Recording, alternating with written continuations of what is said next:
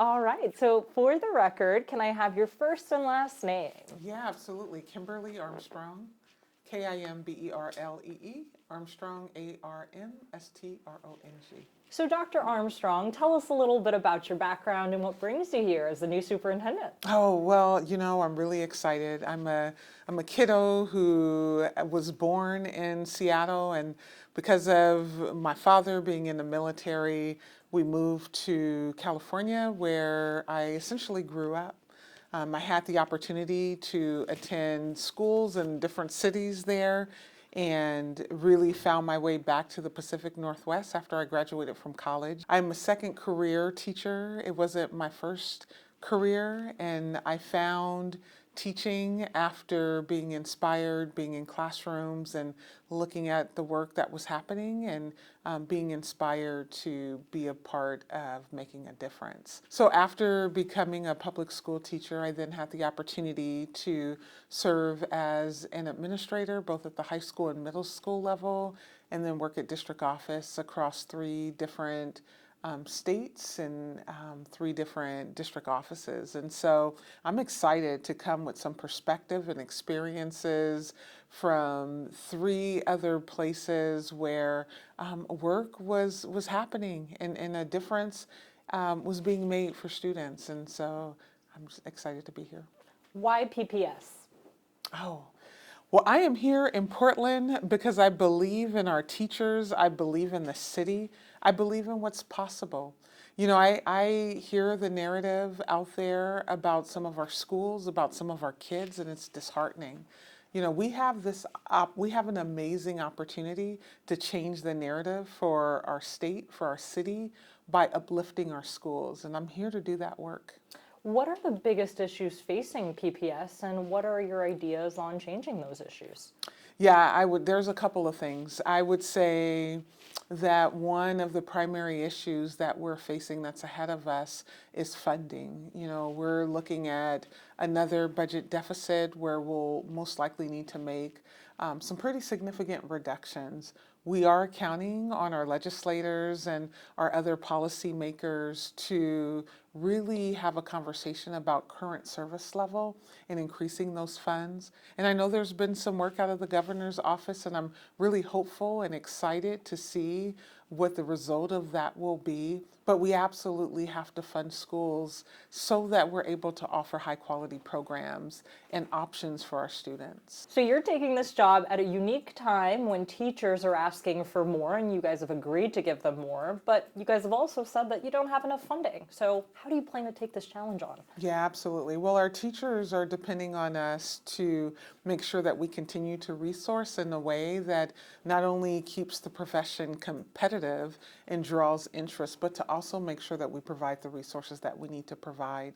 We have already been having conversations here at the district office on the executive leadership team about budget conversations and getting that work started early.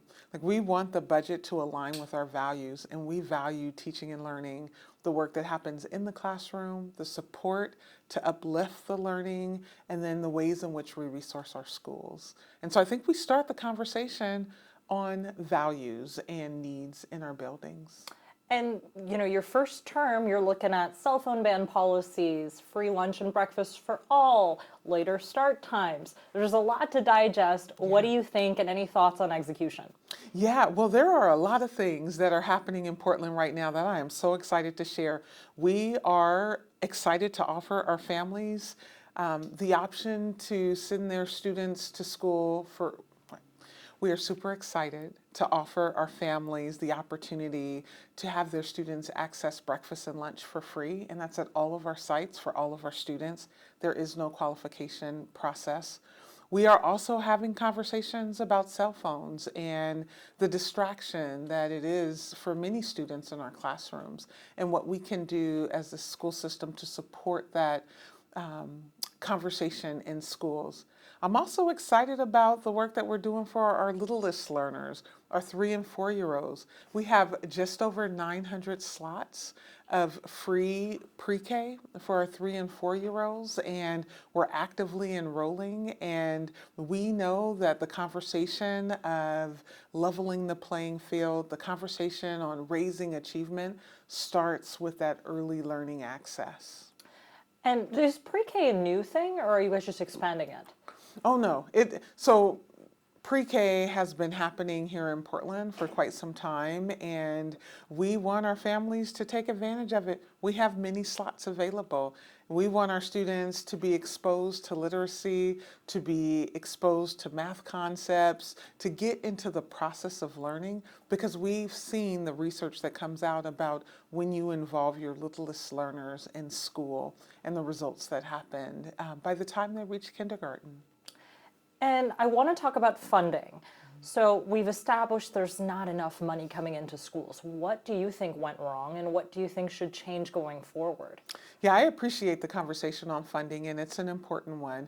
And I know that I'm not alone. There's many superintendents across the state, across the region, as well as policymakers and our legislators who are actively involved in conversations about our current service level. The reality is that the needs of our students are changing day by day. No longer is it about just sending your student to school to be able to access the learning and then they go home and that's it. We're needing to provide some wraparound support. We're needing to lean into conversations on mental health. We have more and more students who are being identified as needing specialized support, individualized education plans, and that costs money. And we need to be able to fund those things. Every single one of our students deserve to be in a classroom where they can emerge as their best selves and be in an environment that will set them up to be competitive. Members of the PPS board have called upon the legislature several times to increase funding, change their formula, reevaluate things.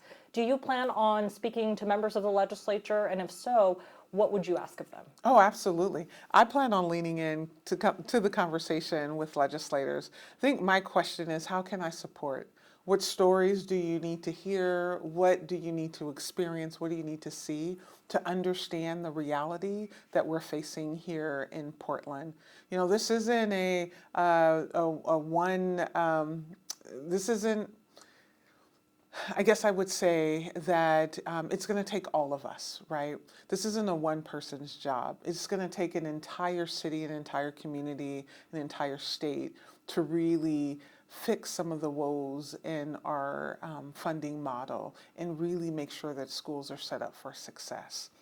One thing about the Portland Association of Teachers is they've been talking a lot about increasing equity for students of color.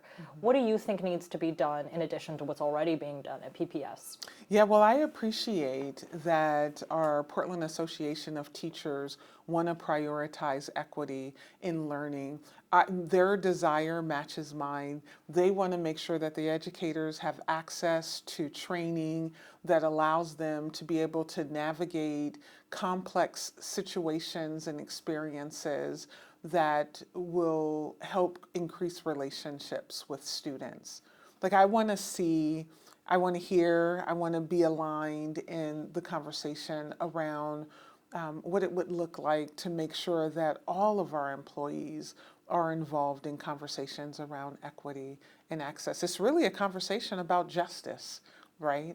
That all of our students have equal access. A lot of times people think that when we start talking about equity, it means taking resources away from a certain group. And that's not the conversation. The conversation is about making sure that every group has access to what it is that they need to be successful. PAT leans into that conversation, and I plan to lean into that conversation along with them. There's been many divides between PAT parents, PAT administration. One thing that PAT had suggested doing is teaching Palestine in the classrooms. I believe the district reaffirmed that teaching politics and such is, wow, what a time. Hey.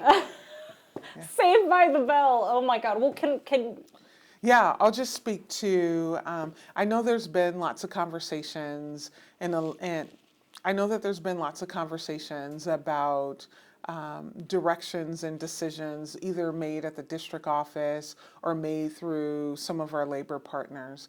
And while I wasn't here for those decisions, I think what I can tell you and what I can commit to is making sure that we develop and emerge as one voice, and that we're aligned, and that we're together in our belief of what it takes to be supportive to our students.